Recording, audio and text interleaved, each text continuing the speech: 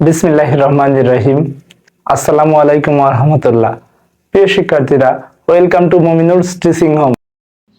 প্রিয় শিক্ষার্থীরা, এ পর্যায়ে আমরা 51 পৃষ্ঠার উন্নয়ন কার্যক্রমে পানির ভূমিকা নিয়ে আলোচনা করব। আমাদের দেশ এখনও কৃষি প্রধান দেশ, এমন না 2-4 বছরের মধ্যেই চেঞ্জ হয়ে যাবে। বাংলাদেশের 85% লোক কৃষির সাথে সম্পৃক্ত সম্পূর্ণভাবে, কিন্তু তোমাদের বইতে দেওয়া আছে 80%।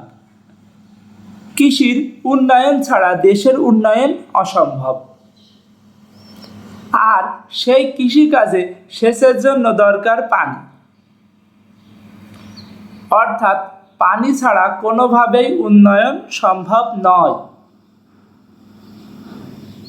ঘরবাড়ি কি পানি ছাড়া তৈরি হয়? না, অসম্ভব।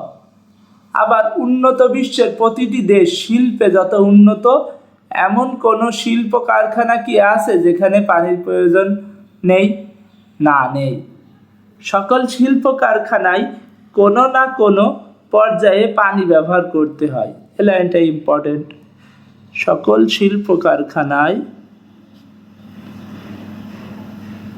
কোনো না কোনো পর্যায়ে পানির ব্যবহার করতেই হয়।